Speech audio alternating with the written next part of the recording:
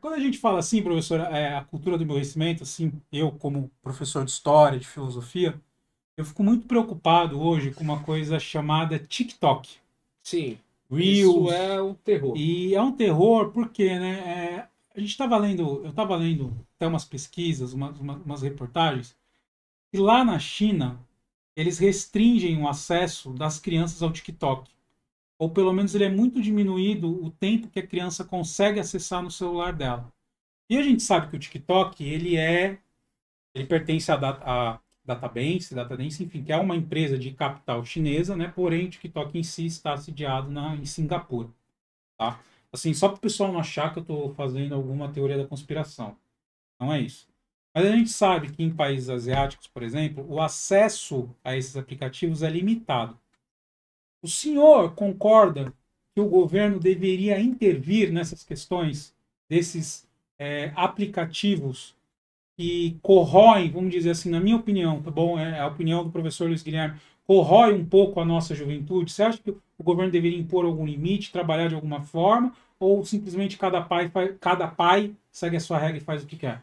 Assim, eu acho que, falando de um contexto escolar, eu acho que dentro de um contexto escolar deveria ter leis rígidas que dessem poder à direção de uma escola, ao professor, de restringir esse aluno sem pena nenhuma.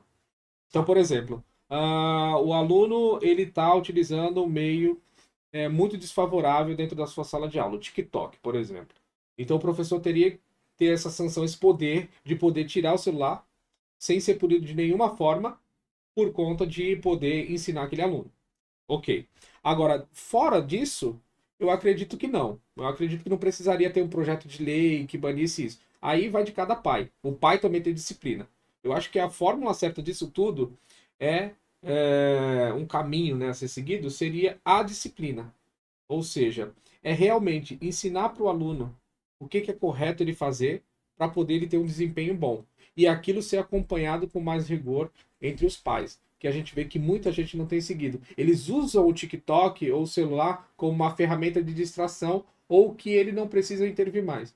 O filho dele está enchendo muito saco, vai lá, dá o celular, pronto, acabou.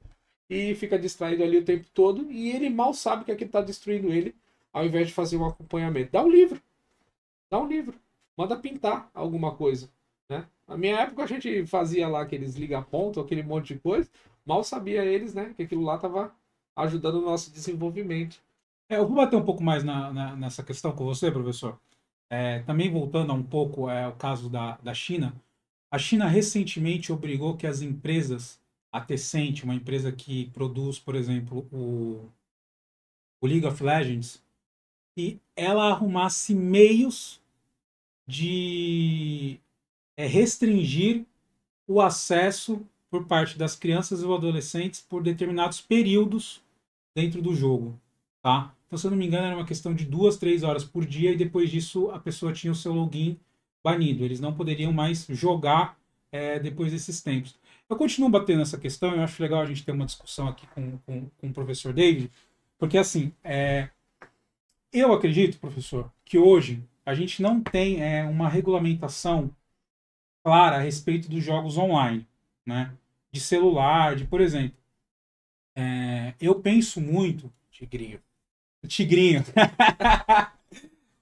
Vou perguntar aqui pro professor David, assim, parar aqui rapidinho. Professor, o senhor que é especialista em cálculo, em matemática, em física, tem um mestrado, é possível ganhar no Tigrinho? Eu não sei, eu nunca joguei isso, Você cara. nunca jogou o Tigrinho? Não, eu só vejo matéria de Ô, Fantástico, professor, só só no vê a Tigrinho. matéria. Então, assim, tem um mecanismo, por exemplo, professor, que o celular da criança fosse identificado como o celular de um adolescente, para ele estar mais protegido. O senhor falou uma coisa agora que é super interessante, que é a questão do tigrinho. Eu já vi adolescentes aqui, alunos do ensino médio, jogando no jogo do tigrinho. Sim. Como é que uma criança pode ter acesso a esse tipo de conteúdo? Eu falo porque assim, eu vejo o senhor como uma pessoa muito preocupada. Eu conheço a sua preocupação para que os seus alunos aprendam. Eu sempre falo que existem professor com P maiúsculo e professor com P minúsculo. Né? Tem muito professor que simplesmente é professor padrão. Ele vem, ele dá sua aula e tal, ele não se preocupa como um todo com a formação desse jovem, com o que está acontecendo, o que vai acontecer. E eu vejo você uma pessoa, um professor com P maiúsculo, preocupado com o social como um todo. Né? Então, assim, o senhor realmente acredita que as restrições deveriam vir do pai e da mãe? Sim, mas então, como eu falei, restrições fora de um ambiente escolar, fora de um ambiente de ensino, sim. Porque a gente tem enfrentado isso até dentro das universidades agora. Não é só no ambiente da educação básica, mas na própria universidade isso já tem se estendido, que é essa cultura de ficar muito no celular. É uma dependência muito grande. E isso vai causando aqueles problemas que a gente tem, que os alunos mal leem. Eles ficam muito imediatistas. Eu acho que a palavra de hoje do que eu venho falar é esse imediatismo que vem contra ao ensino de qualidade para os alunos. Porque eles não conseguem mais focar em nada. E isso é estranho. E todo mundo precisa entender isso. Então, no ambiente escolar, da educação básica, os pais precisam entender. Né? E muitas vezes esse rigor que eu trato os meus alunos, os pais veem isso como algo negativo. Né? E é isso que eu queria entender. O que eles estão vendo de negativo nisso? Porque eu estou ensinando o seu aluno? Porque eu estou ensinando o seu filho a pensar? Isso é negativo para eles, com rigor? Né? Se eu não fizer isso agora, quem é que vai fazer depois? É que infelizmente ainda, o David, eu sempre falo isso, né? O pai, ele pensa ou ele imagina que o professor tem que ser muito amigo do filho dele. Eu acho que esse é um erro muito grave, porque eu sempre digo que o aluno está lá para aprender e o professor está lá para ensinar. Uhum. Se eu sou o seu amigo, existem algumas situações aonde eu vou fingir que não vejo, eu não vou brigar tão duro com você, porque a gente é amigo. Amigo é você aceitar o comportamento um do outro do jeito que ele é. Exatamente. Professor é fazer a mudança de comportamento desse aluno.